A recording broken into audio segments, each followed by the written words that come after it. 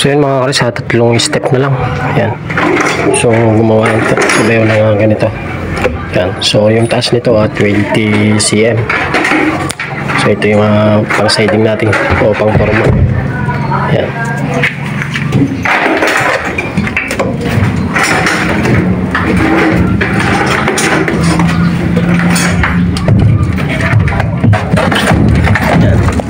Diba? So kung ilang step, siya rin yung gagawin mong forma na ganito. So yung naging guide ko dito mga karis ito. So yung last sabihin mo ng last step, nagtansya ako.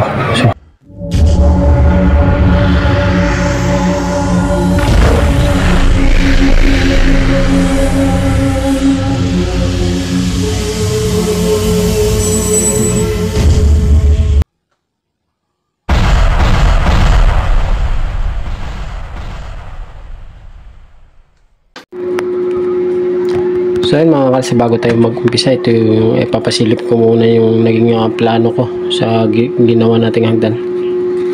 So hindi ko kasi naipakita yung mga pag-layout. So sa pag-layout mga kalsa, gumamit ako ng level bar. So buhat sa pinaka-top nya dito. Dito tayo nag-umpisa sa pinaka-top. So sa top tsaka floor 300, kaso lang nagkuhan siya dito mga karis, yung parang naglanding siya dito kasi pader ito, kaya umangat dito ng 1 step para sa labas. So kinuhanan ko ng reference 280. So labo 280, so dinivide ko siya sa 20. So nakuha ko yung 14 step. So dito ko lang siya dinivide sa standard. So 20. So hindi na tayo pwedeng tumaas dyan. Pwede 17, 18, 19 yan, pwede po.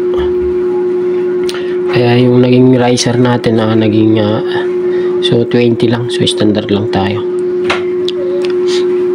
So sa kanyang thread, ang ginamit ko naman 25. So nung nag-layout na ako dito mga kares.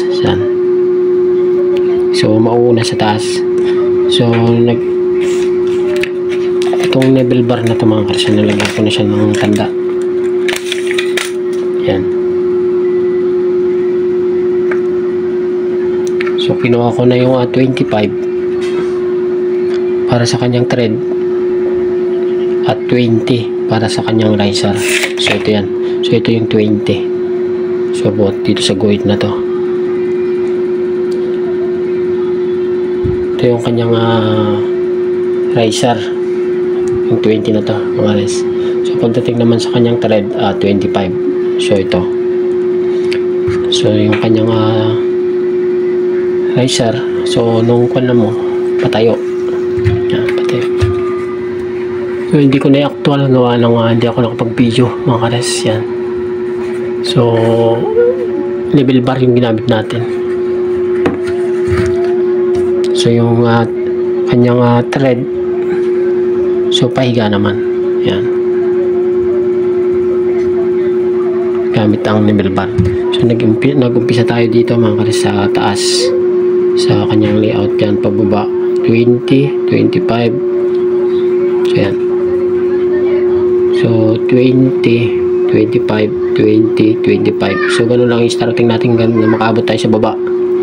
20, 25, 20, 25, 20, 25, 20, 25 hanggang sa maabot natin hanggang sa pinaka-floor nya. So nakuha natin yung 14 step. So ganun lang po yung layout ko. So wag tayong magle-layout sa baba. So magsimula tayo sa pinaka-top. Yan. So sa kanyang oro, plata, mata mga karis, nagsimula tayo dito sa babang to.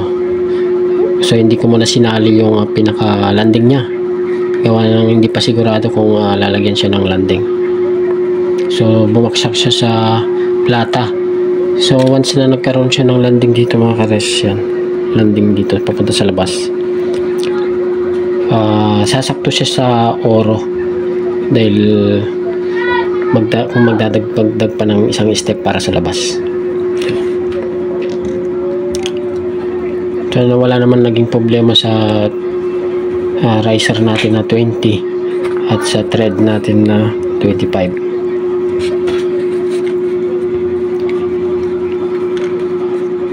So gaya ng sabi ko mga kars, hindi ko na ipakita yung pag-layout ko, gawa ng hindi tayo nakapag-video. So dito ko na lang siya pinaliwanag. So pag nag-umpisa tayo sa taas, pinaka-top, gamit itong level bar. So yung kanyang riser ay tapat lang natin sa pinaka-guhit. Kunyari ito yung top. Sa kanyang thread, pahiga naman. At sa ating guhit. So gaya ng sabi ko, 280 dinibig lang natin sa 20, lumabas sa 14. Sa kanyang thread, so naging 13 na lang siya. Yan, sa kanyang thread. Pang 14 yung pinaka-top. Yan. Bilangin natin yung kanyang thread.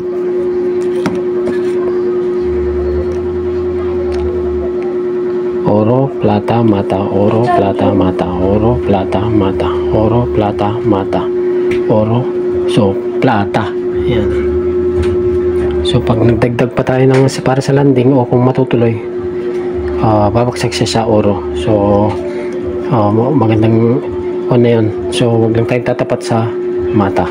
Sa kanyang concrete cover pala mga karsa, so kunin lang natin yung 10 cm. So ako ginawa ko 12 kasi may plywood pa. So bumaba lang tayo dito ng 12. Yan. Kunin natin yung 12 dito. So 12 sa baba. Tsaka natin pitikan. So ayan. So dito unang maglalagay ng forma yung pinakakahoy na 2x3. Yan. So ito na yung pinaka concrete cover nya, yung kapal. So 12 cm yung nilagay ko mga kares. Pwede rin na 5 inches. Yan. So standard lang tayo. So ako ginilagay ko at 12 cm to.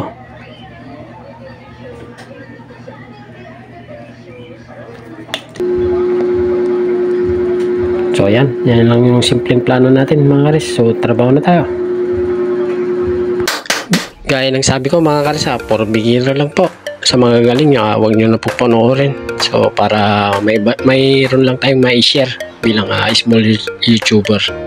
So salamat sa mga nagtsatsaga sa video. Kung bago ka pa lang sa channel ko, paki-subscribe naman po. At pindutin na lang yung notification bell para updated ka sa mga susunod ko pang video. God bless!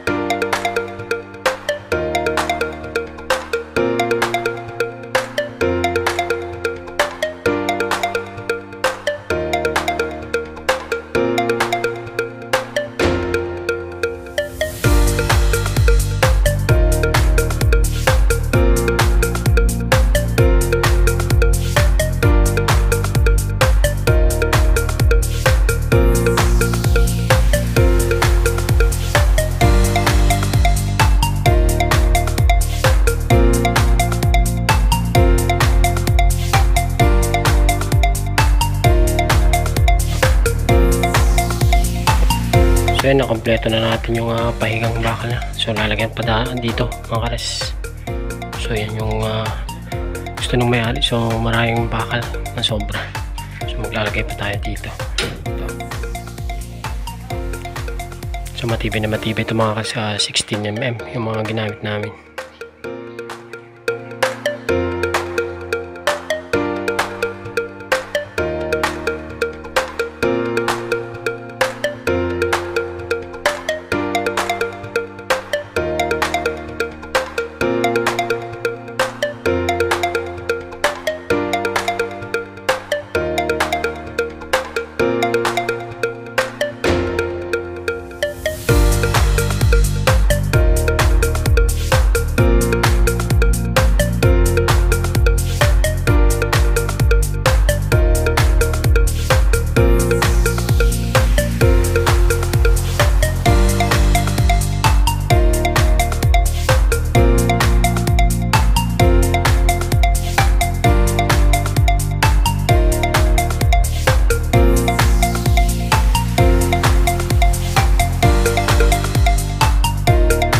So ayan mga kares, kung patuloy ka pa rin nanonood sa aking mga video, so kung bago ka pa lang sa channel ko, paki-subscribe naman po at pahingi ng like, paki-share na rin po at pindutin na lang yung bell para updated ka sa mga bago kong video. So maraming salamat po sa mga nagtsatsaga sa video ko.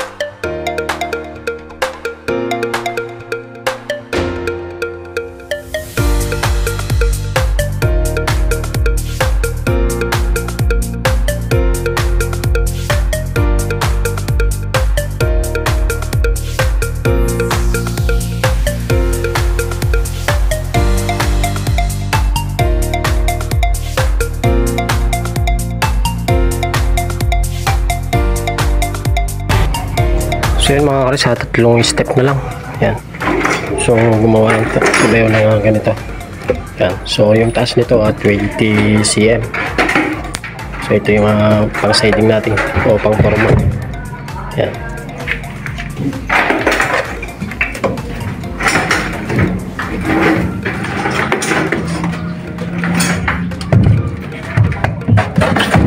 Yan. Diba?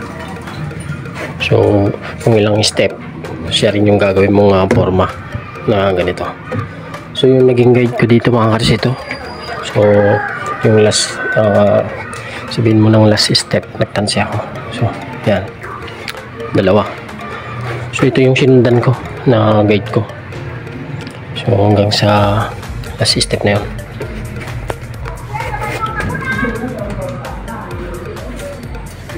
So hinulugan natin hanggang sa taas. Yan. So yung hulog na yan, so kinuha ko dun sa unang step na to. Yan. So dito ko kinuha sa step na to, yung pinaka susunod sa taas. Yan, ito, dito. Nung pinunta ko dun, yung kung anong sukat nito, mga kares, yan. Siya rin yung sukat na nilagay ko dito. Punta sa 4 step na yun. So nung nilagay ko sa baba, so iskwalado naman yung forma na yun. So kailangan iskwalado. Galing dito sa wall papunta sa kabila, so iskwalado. So nakakabit na ako ng mga ito. So nung chinek ko dito, punta dito, tapos chinek ko rin dito sa kabila, pupunta dito. So okay naman, walang naging problema. Yan.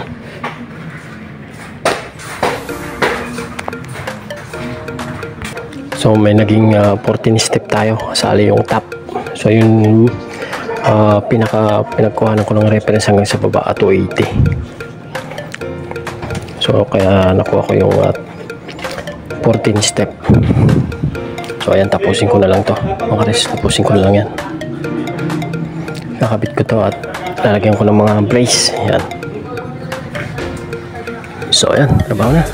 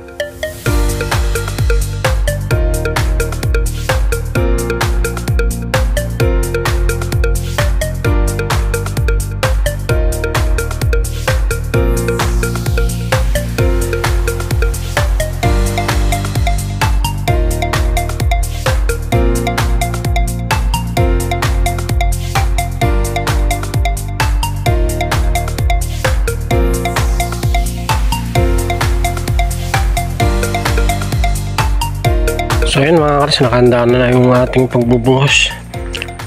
So ayan, okay na tong ating forma, ating hagdan. Bubuhusan natin. So, yung kanyang thread mga karis 25 cm.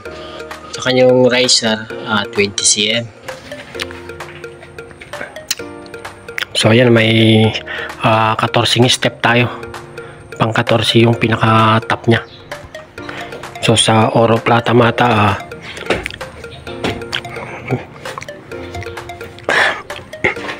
oro plata mata, oro plata mata, oro plata mata, oro plata mata, oro plata. So bumaksak siya sa plata mga kares. Yan.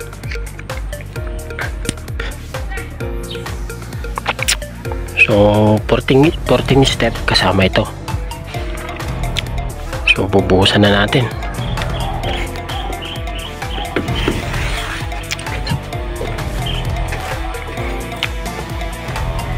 So dito isasama natin yung pinakabuhos dito mga res, kasi kapal ng hollow block. Kasi parang maglalanding isa dyan sa labas. So ayan, pusan na natin.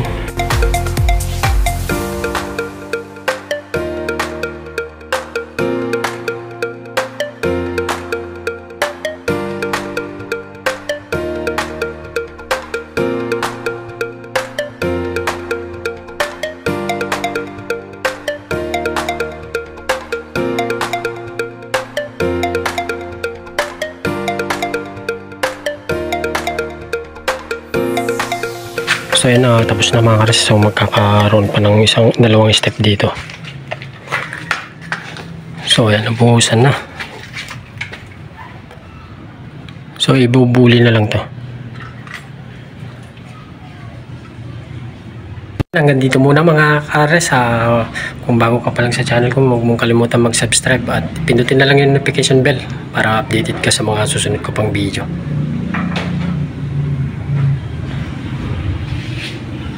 Hanggang sa muli.